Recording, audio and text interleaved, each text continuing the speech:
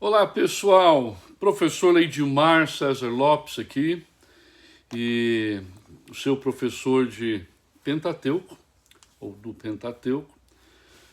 Nós já temos iniciado a nossa jornada no Pentateuco já fazem algumas boas semanas. Tivemos uma boa introdução ao conteúdo e o contexto maior do Pentateuco. Nós estudamos aí o livro de Gênesis, procuramos dar uma olhada nos temas mais importantes do livro de Gênesis, dentro do contexto do Pentateuco. E hoje a minha intenção é dar início aos estudos no livro de Êxodo. Tá?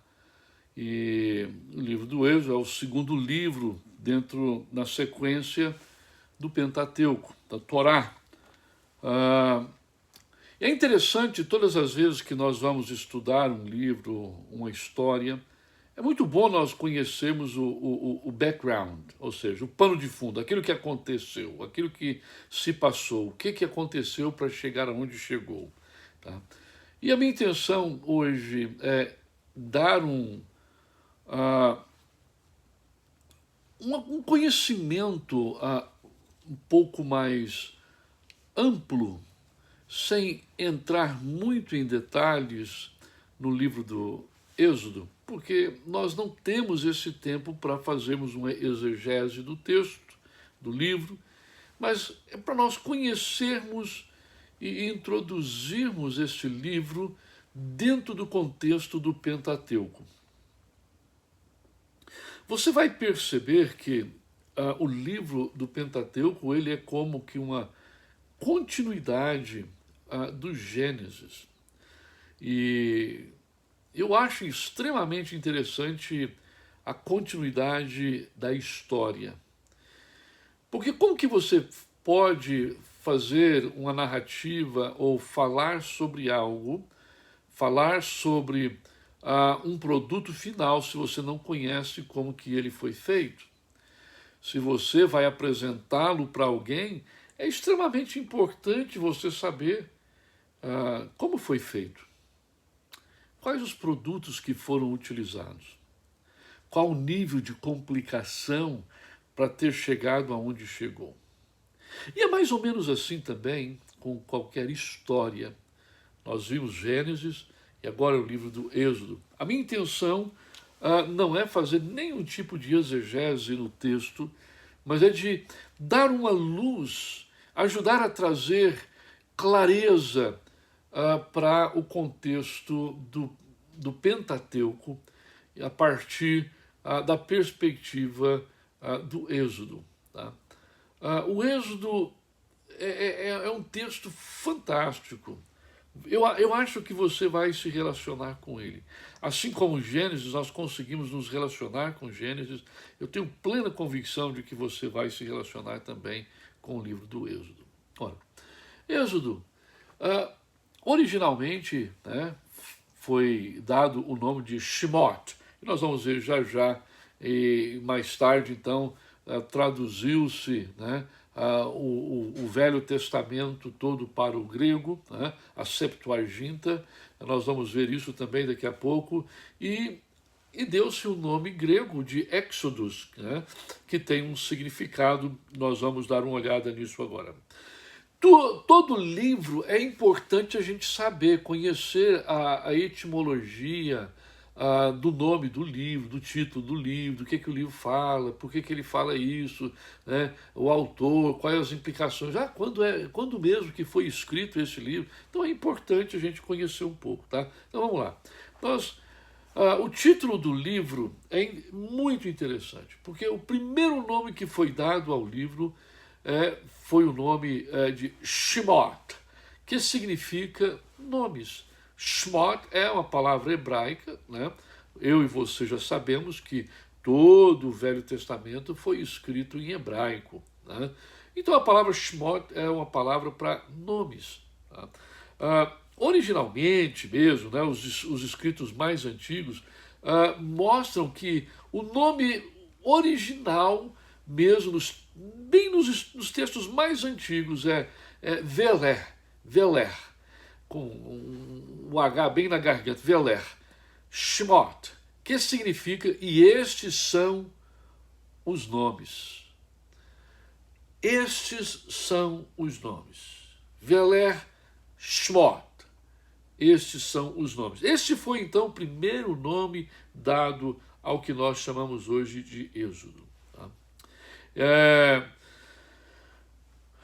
A Septuaginta, que veio logo 300 anos antes de Cristo, ao traduzir o Velho Testamento para o grego, fez essa alteração no nome Veler Shmot para Exodus. Né? Então, relembrando, Veler Shmot, que significa e estes são os nomes, para Exodus, que significa Êxodos, tá? Ou Êxodo. Tá? Quando nós lemos o primeiro nome nos textos mais antigos, né?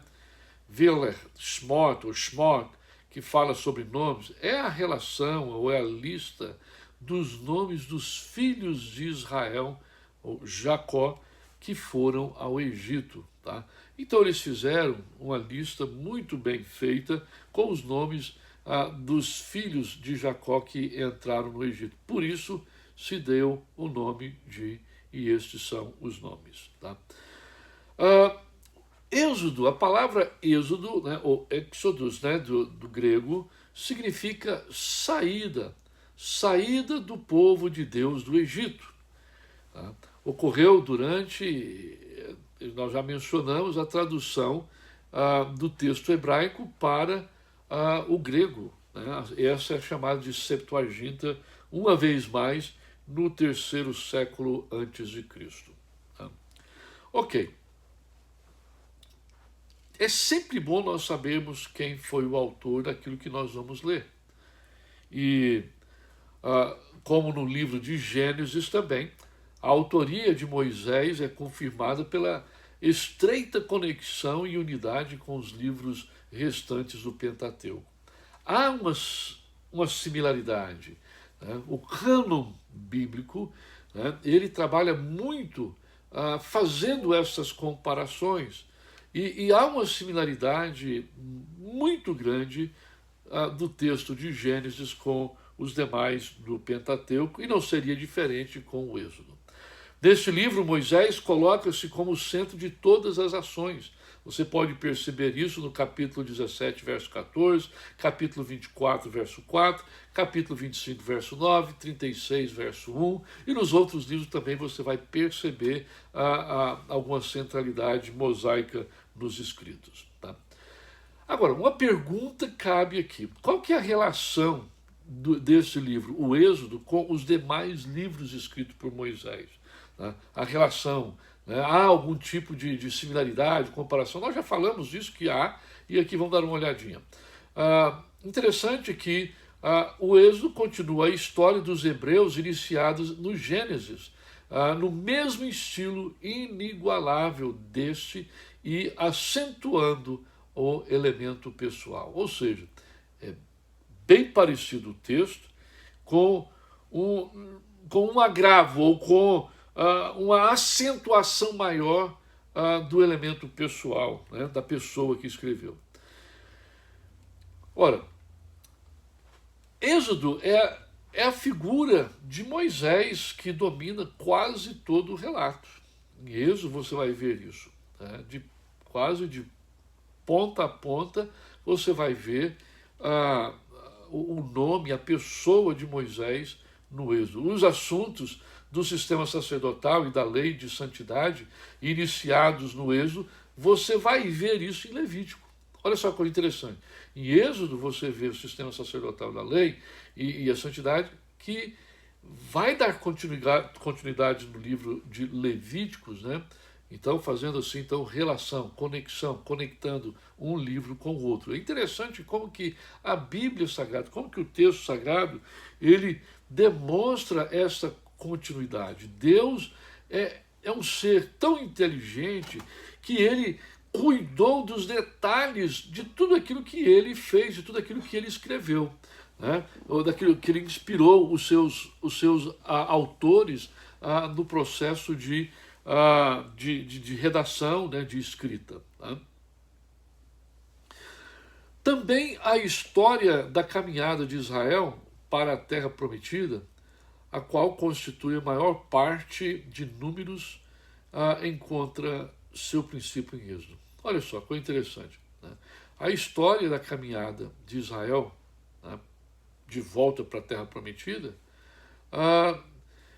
nós encontramos isso na narrativa de Números, mas ela foi iniciada no Êxodo, né, com a saída dos judeus, né, dos israelenses, né, do povo hebreu, melhor, né, essa é a melhor palavra, esquece israelense, do povo hebreu, a saída do povo hebreu do Egito, começa aí toda a travessia do deserto, e a gente vai ver também no livro de Números essa narrativa até a entrada de terra de Canaã. Finalmente, acha-se em Deuteronômio um eco tanto de Números como de Êxodo. Então, você pode perceber, à medida que você vai lendo, você vai percebendo como que existe uma sincronia nos textos inspirados por Deus que nós estamos estudando agora e nós chamamos de Pentateuco. Tá? Por isso, o livro de Êxodo se chama o coração do Pentateuco. Ora, toda esta relação, todo esse arcabouço onde se encontram os livros do Pentateuco, o Êxodo ele é considerado o coração do Pentateuco, porque ele tem os seus tentáculos históricos, né, de conteúdo nos demais livros. Né? Ele é a sequência de Gênesis e os demais têm conteúdo a partir do Êxodo. Tá? Ok. É importante nós termos um conhecimento também breve do cenário histórico. Né? O que acontecia, como que foi que aconteceu, quem que estava no poder nessa época, né? Vamos lá. Então, a data do Êxodo. Esta é uma pergunta muito importante que nós devemos fazer sempre que vamos estudar um livro como o Êxodo. Né? Ora, possivelmente o Êxodo tenha sido escrito em 1445 a.C. Todas as vezes que você perceber esta palavra, essa expressão possivelmente, é porque não há como você fazer uma afirmação, foi escrito ano tal. Tá? Mas, segundo os estudos dos melhores manuscritos, do melhor conteúdo, quanto à composição desse livro, apontam para uma data próximo a 1445 a.C. 1 Reis, capítulo 6, verso 1, coloca Êxodo 480 anos, tá, de Salomão, antes, né, veja bem, faltou aí 480 anos antes de Salomão começar a construção do templo, o qual ele começou em 967 a.C. Tá? Juízes, capítulo 11, verso 26, coloca a conquista da Transjordânia 300 anos antes da época de Jefté, que viveu em 1100 a.C. Quando você faz a pequena e breve equação, 300 mais 1100, vai dar 1400. Por isso, aproximadamente, o texto pode ter sido composto por volta de 1445 a.C., segundo os melhores manuscritos. Okay?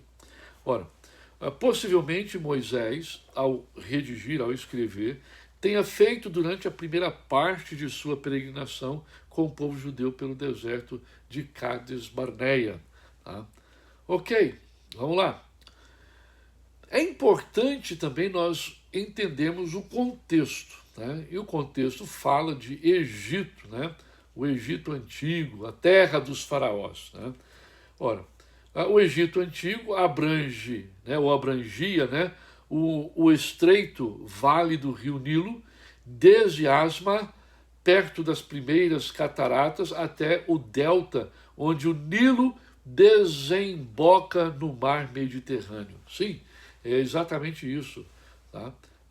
O Egito Antigo ele é uma faixa de terra, né, que está bem aí no vale do rio Nilo. Tá? E o Nilo, que é o maior rio do mundo, tá, em extensão, ele ele vai desaguar no mar Mediterrâneo. O maior rio do mundo em volume de água é o rio Amazonas, lá no Brasil. A agricultura dependia das inundações do Nilo. Coisa interessante, né? O rio inundava, ou inunda até hoje, cria vazantes, né?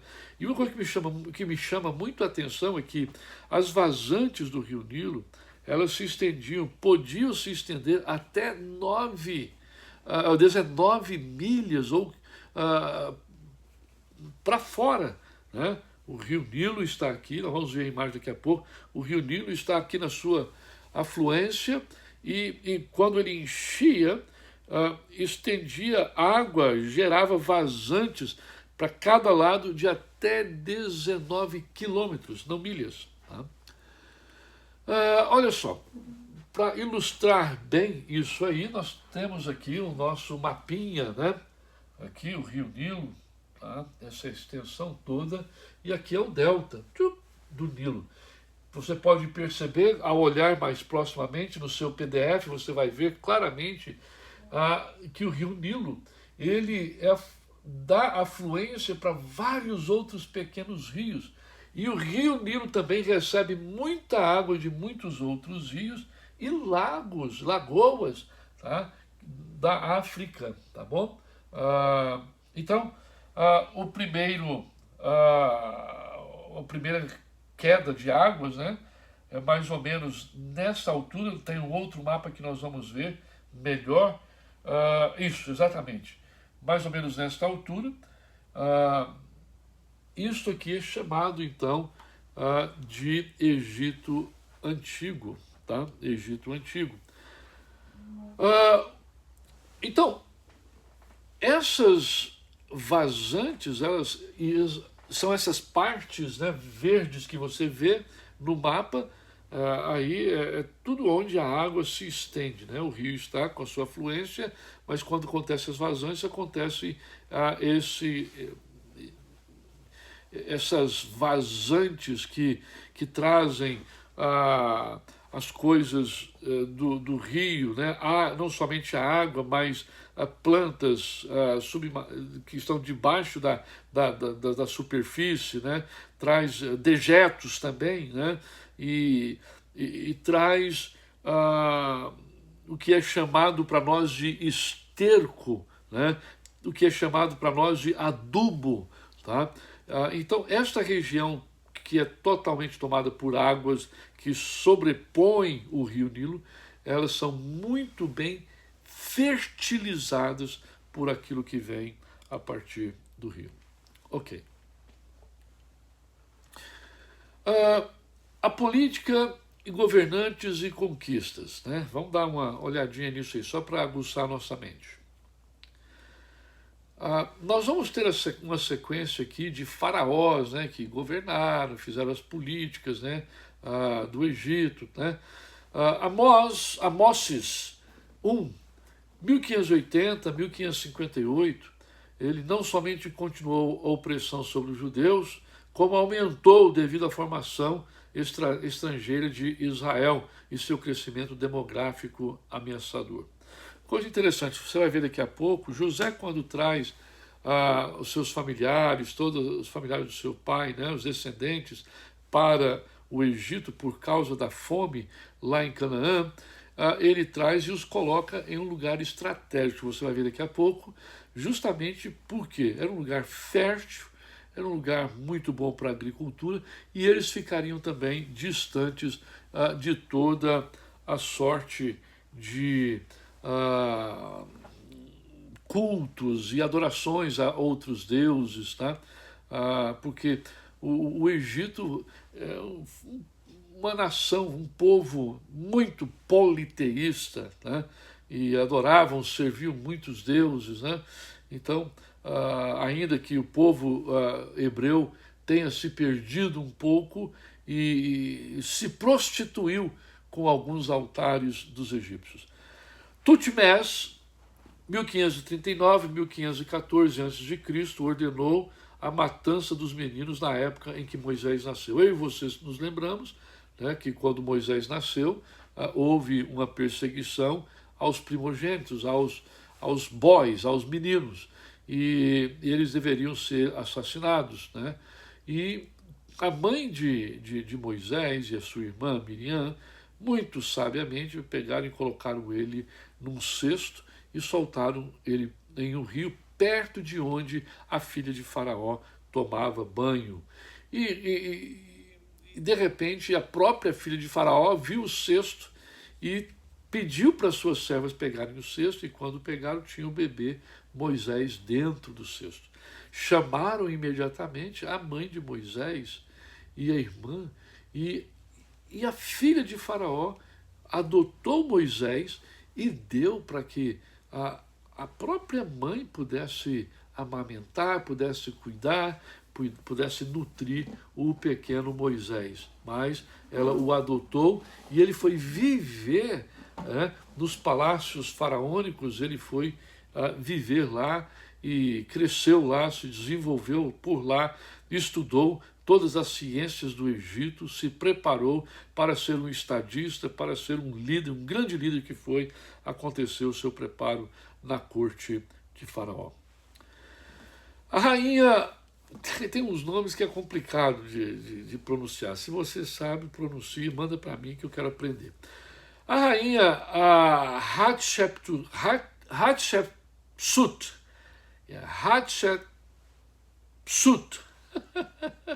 vamos tentar novamente, vamos voltar aqui. Hatshepsut.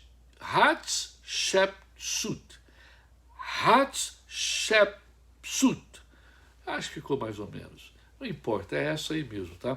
1504, 1450, filha de Tutmés I e esposa de Tutmés II, em 1520 a 1504. Esta mulher usurpou o trono depois da morte do seu marido Tutmés II. Possivelmente, esta tenha sido a filha de Faraó que adotou Moisés em 1525 a.C. Tutmés III, 1500 a 1450 a.C., conquistador que expandiu o império até o rio Eufrates, né? E foi sob o governo deste que Moisés fugiu para o Egito, fugiu, né, do Egito, né, para o deserto de Midian, apesar de Hatshepsut, alguma coisa assim, na época dessa fuga ainda estar viva. Ou seja, a mãe de criação dele ainda estava viva, mas mesmo assim ela não conseguiu interceder ao ponto de tirar Faraó de cabeça, né, de mudar os pensamentos de Faraó de persegui-lo. Amenófis II, ou segundo, 1450 a 1426, tá? Foi o faraó com quem Moisés se confrontou e a quem Deus mandou pragas. Lembra? Quando Moisés está no deserto, Deus fala com ele lá no monte, chama ele para poder voltar ao Egito, para libertar o povo de Israel. Ele teve que voltar e confrontar, ter um confronto com o faraó. Ele tinha preocupação toda, a preocupação dele era o seguinte: poxa, se o faraó perguntar que Deus é esse que eu sirvo, qual que é o nome do meu Deus, né? E o Senhor disse para ele: então você vai dizer, eu sou, me enviou, né? E interessante é que Deus pergunta para Moisés, como ele estava tão preocupado, como que ele iria libertar aquele tanto de gente das mãos de Faraó. O Senhor Deus perguntou: Moisés, o que você tem na mão? Ele falou: não tem nada, não, na mão não tem nada. Moisés, o que você tem na mão? Tem um pedaço de pau. Joga esse pedaço de pau no chão. Ele jogou o pedaço de pau no chão e aquele pedaço de pau se transformou numa serpente. Deus mandou ele tocar na cauda da serpente, a serpente voltou a ser o cajado dele. Assim, Deus usou coisas fantásticas, miraculosas, né, diante de Faraó para dissuadi-lo de manter o povo preso no Egito, ou para libertar mesmo o povo hebreu da escravatura. Tá? Então, foi esse o Faraó que Moisés encarou, né? Claro que com o auxílio do seu irmão, né, Arão, que foi o seu auxiliar. Vamos lá. Ramsés II, 1290 a 1224 a.C., faraó do Êxodo, conhecido por seus projetos de construção. Tá? Ele ficou famoso pelas construções que fez. Tá? Vamos lá.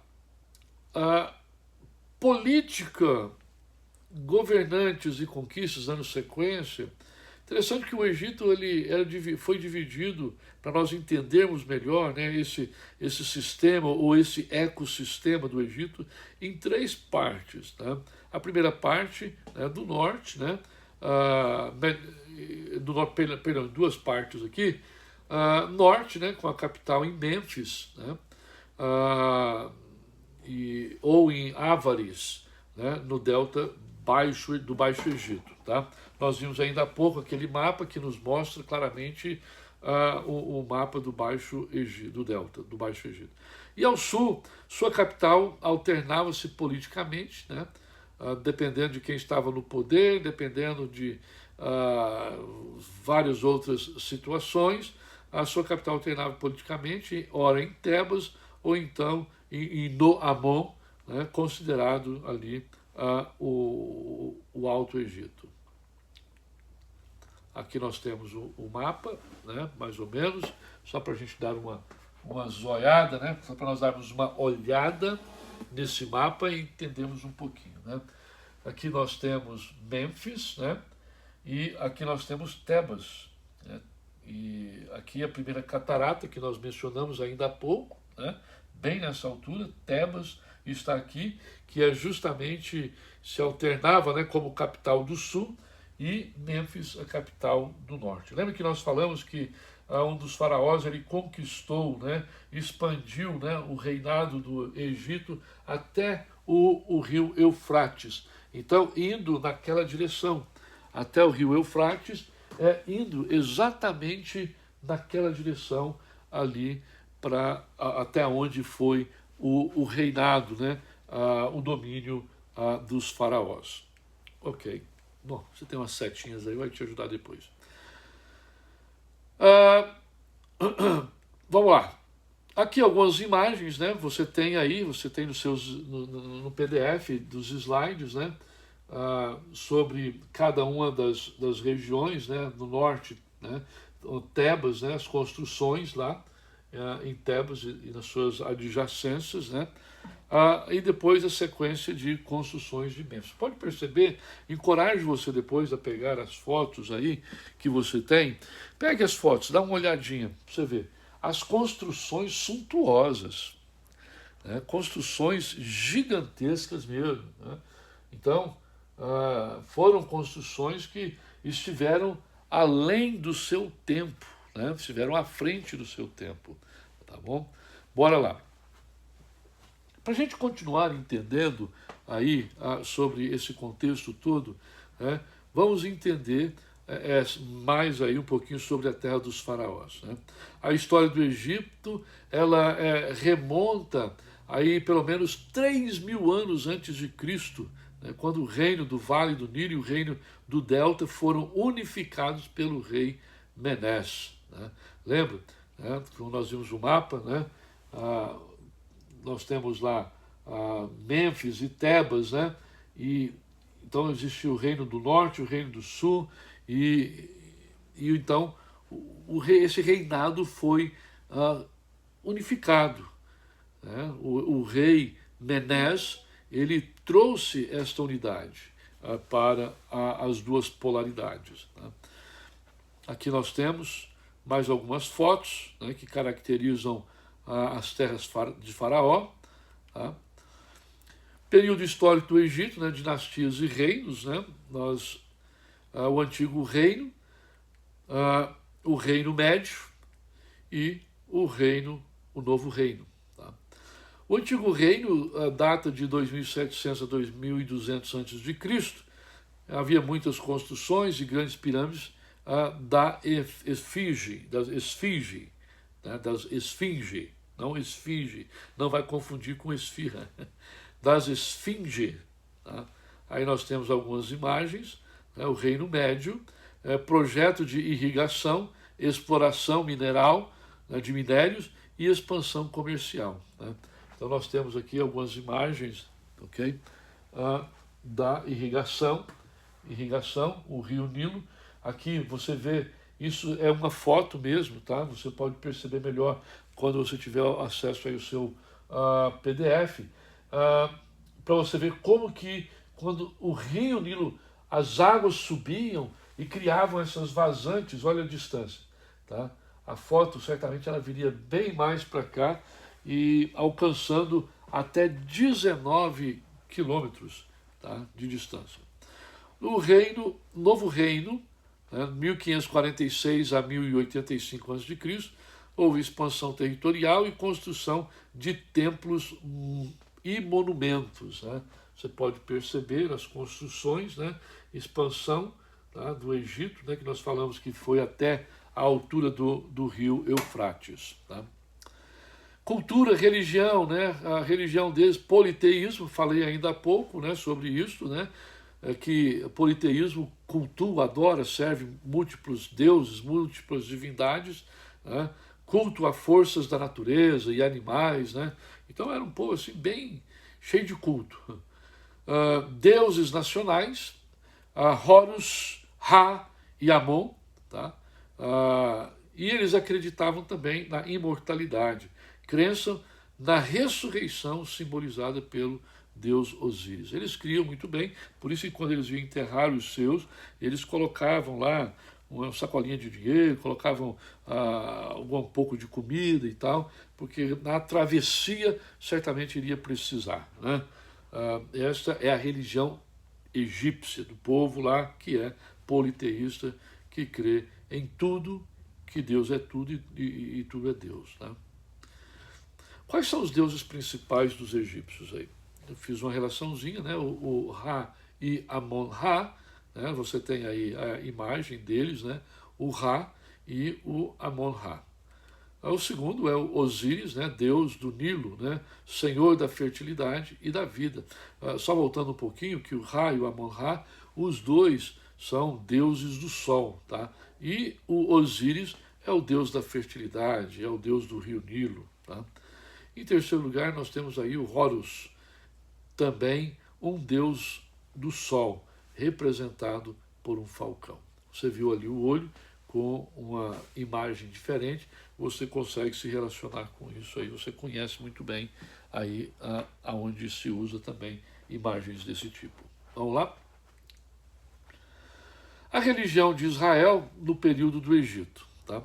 Lembra que eu falei para vocês ainda há pouco que José, quando trouxe os seus familiares, né, da terra de Canaã para o Egito, ele escolheu um lugar bom, um lugar interessante para o povo. E foi justamente o delta do Nilo, onde tinha muitos afluentes, né, muitos rios lá. Então eles cresceram, eles vieram para essa região de Goshen, né, propositalmente, porque era fértil. Segundo lugar, para mantê-los, né, distante dos cultos, né, da possibilidade de se tornarem também, se corromperem, né, com os deuses, né, da terra. Então você tem essas informações aí, tá? E interessante, disso de passagem, é bom nós lembrarmos que o fato de estar aqui no Delta, além de ser uma terra extremamente produtiva, foi um lugar de proteção para o povo. Tá? José, durante os 51 anos aproximadamente, ele exerceu uma forte liderança espiritual sobre o povo, sobre os hebreus. Né? E isso, esse ano aí de 1804 a.C., possivelmente tenha sido a data da morte de José. Tá?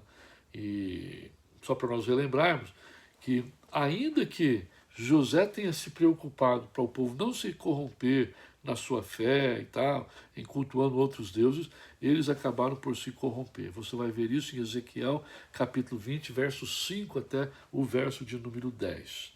Vamos embora, vamos caminhar para frente, gente. Vamos lá. Propósito e mensagem desse livro. Qual que é o propósito desse livro? A gente vai ler um livro, vai estudar um livro. Qual que é o propósito desse livro? Vamos lá. O livro descreve o desenvolvimento do antigo concerto de Deus com Abraão. Deus fez uma aliança com Abraão. Né? Então, o livro ele descreve o desenrolar, o desenvolvimento desta aliança. As promessas que Abraão recebeu de Deus incluíam, tá, um território próprio, uma descendência numerosa que se tornaria uma nação, bênção para todos os povos por meio de Abraão e sua descendência. Deus multiplica o seu povo no Egito. Depois o livro da escravidão e a seguir o constitui uma nação. É isso que Deus faz. Propósito, esta é a mensagem do livro. Tá? Vamos dar sequência? O principal objetivo é descrever como Deus livrou Israel da servidão e da idolatria do Egito.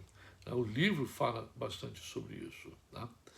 O livro do Êxodo relata como a família escolhida lá do Gênesis veio a ser uma nação, tá? Conduzida a uma posição de destaque e povo exclusivo no relacionamento teocrático. Presta bem atenção nisso. O livro de Êxodo traz os relatos, né, a materialização da promessa.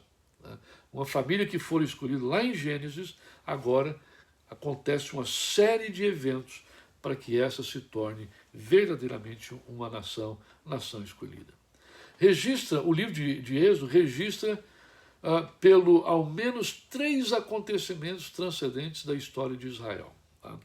Agora, vamos lá. Primeiro, livramento e saída do Egito. O livramento do Egito possibilitava o nascimento da nação. Sim, esse é um acontecimento excepcional. O povo escravo por mais de 400 anos, agora eles são libertos da escravatura no Egito. Segundo, entrega do pacto da lei no Sinai. Deus fala com Moisés e renova, resgata, né, faz uma nova aliança, um novo pacto agora com Moisés no Monte Sinai.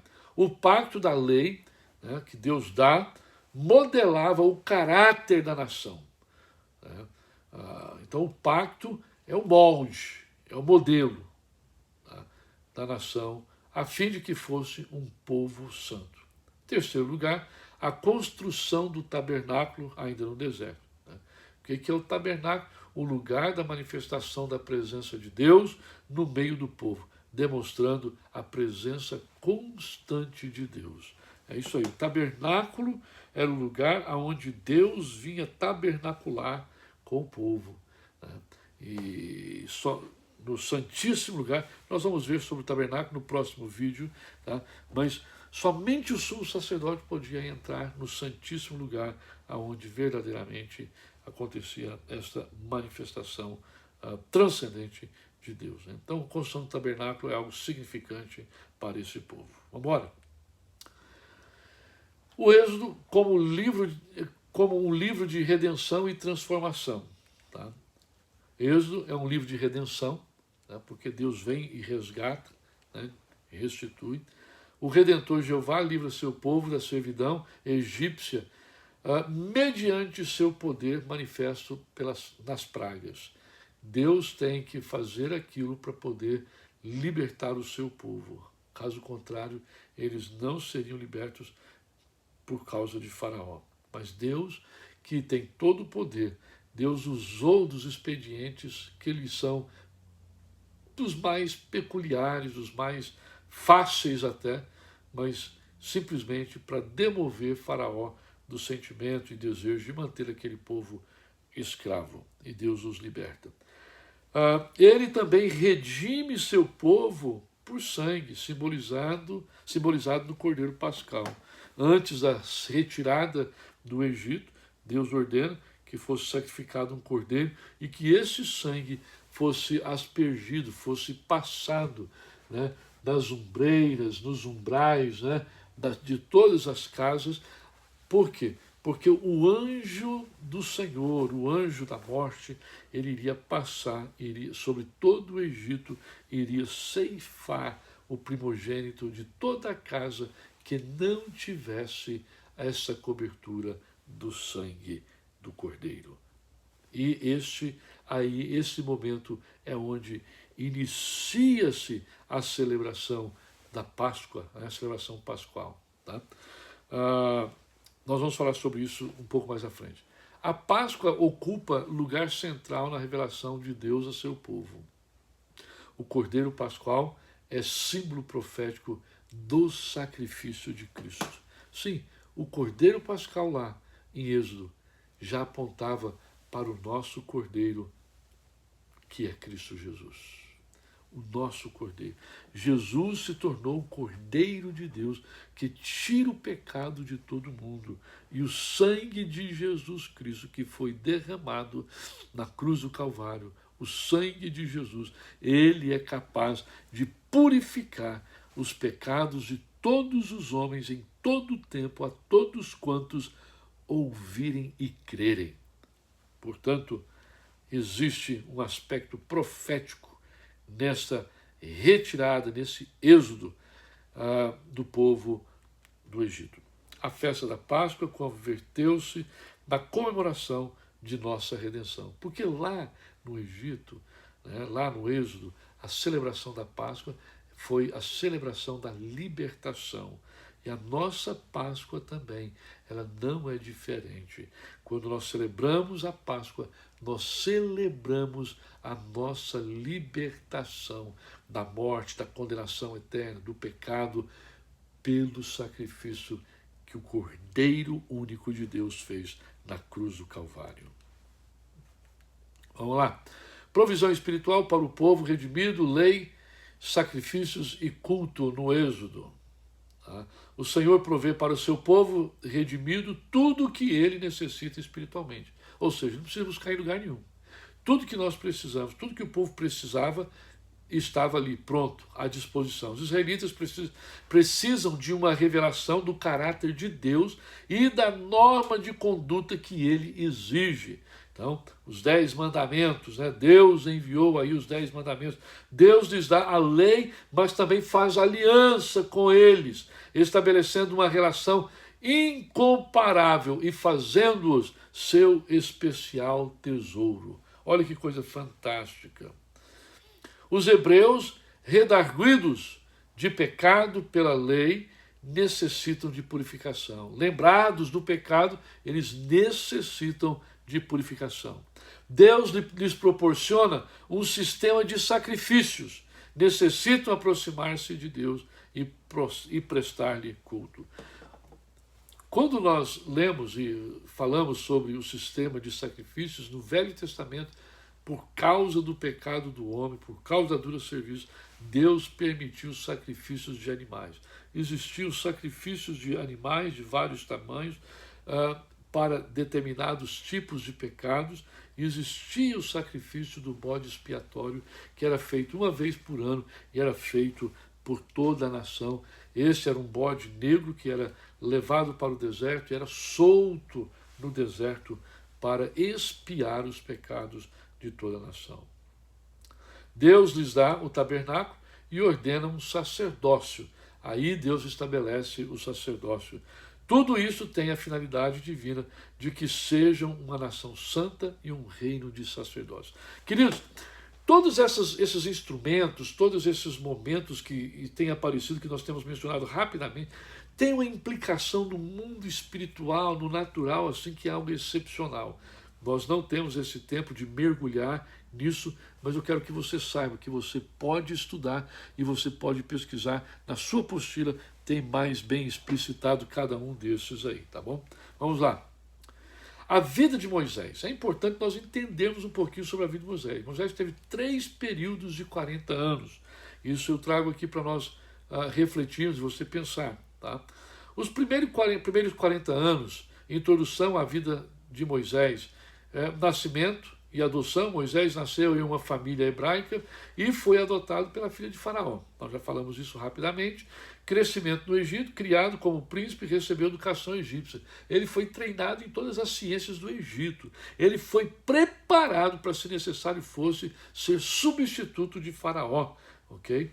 E então ele foi um homem preparado para ser um estadista. Ainda nos primeiros 40 anos, identidade em conflito, descoberta de suas origens, quando ele descobre que verdadeiramente ele era um hebreu, Moisés tomou consciência de sua herança hebraica, conflitos internos, luta entre a sua vida no palácio e a opressão de seu povo. Foi justamente aí. Ele vivia no palácio, sobejando tudo, né, com acesso a tudo, todo que tinha no palácio, na corte real, e agora ele se confrontava, debatia, degladiava-se ao ver o povo hebreu sofrendo como eles sofriam. Então, justamente essa indignação foi que quando ele matou um egípcio, né, e teve que fugir. Né. Fuga para Midian, aí já, né, falando sobre isso, ação impulsiva, matou um egípcio que maltratava um hebreu. Exílio, fugiu para Midian, onde se casou e começou uma nova vida como pastor. Vamos lá. A vida de Moisés, né, segundo período da vida de Moisés. Tá? Segundo período. Ele está agora em Midian, vivendo em Midian, passou exilado em Midian, fugindo de Faraó, meditando e trabalhando como pastor. Ele trabalhou 40 anos como pastor e ele aprendeu o que era ser um pastor e como conduzir ovelhas pelo deserto. Ele passou 40 anos meditando. Eu costumo dizer que ele passou os primeiros 40 anos da vida dele pensando que era tudo. Pensando que era tudo. Na corte de Faraó e tal, o príncipe, né? Mas ele também passou o segundo momento da vida dele, 40 anos, pensando que não era nada. Sérias crises de depressão, sérias crises de muitas perguntas, né? Muita dor de alma que esse camarada teve, né? E casou-se com Zípora, filha de Jetro, o sacerdote, né, de Midian, e o qual lhes nasceram 2 filhos, Gerson e Eliezer. Você vê isso em Êxodo 18:34. O terceiro momento de Moisés, né, o Egito e o deserto, os últimos 40 anos de sua vida, ele os viveu no Egito e no deserto. No Egito por quê? Porque ele teve que voltar lá e levou um tempinho para ele poder libertar o povo que estava na escravidão. Interessante que não foi só convencer Faraó a deixar o povo ir, foi convencer o povo de deixar de ser escravo, né? Convencer a mente das pessoas de deixar de ser escravo. Então, ele teve trabalho duplo de convencer, não, ele não convenceu, mas quem fez foi Deus, convencer Faraó de deixar o povo ir e de convencer o povo. Tá? Então, ele serviu esse povo como profeta, sacerdote e rei, mesmo antes de existir essas funções. Tá? Ele serviu durante toda essa trajetória do deserto. Então aí eu digo o seguinte, os primeiros 40 anos ele pensava que era tudo, os segundos 40 anos ele pensava que era nada, crise de depressão séria. E os terceira série de 40 anos ele aprendeu que Deus é tudo. Que Deus é tudo. Acho fantástico isso. Ele ensinou a todos como profeta, como o sacerdote intercedeu por eles quando caíram na idolatria. É exatamente isso. O Senhor disse, iria destruir todo mundo. Ele falou, Senhor, mas por favor, será que se tiver pelo menos um, Senhor? Será que o Senhor não pode salvar esse povo se tiver pelo menos um? Por causa da intercessão de Moisés, Deus teve misericórdia. Né? Como líder, retirou o povo, né, da servidão e os organizou como povo da aliança de Deus. Amém. Ora, um esboço, você tem no seu material um esboço completo aí, tá?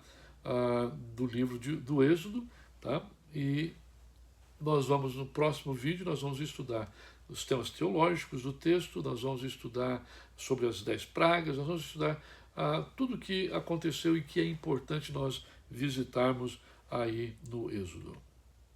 O livro do Êxodo apresenta a libertação do povo de Israel da escravidão do Egito e o estabelecimento da aliança no Sinai e as instruções para a adoração de Deus através do tabernáculo. O livro do Êxodo ele é central para a identidade de Israel como povo de Deus e demonstra o poder, a santidade e a misericórdia de Deus ao libertar, guiar e habitar com o seu povo. Deus faz isso e isso é exatamente o que agrega à nossa vida o livro do Êxodo. Tá? Portanto, espero que você continue estudando aí na sua apostila sobre o livro do Êxodo. Tá? Ele tem bastante conteúdo. E o segundo vídeo nos ajudará a mergulhar um pouquinho mais no conhecimento desse livro. Deus abençoe você. Até a próxima.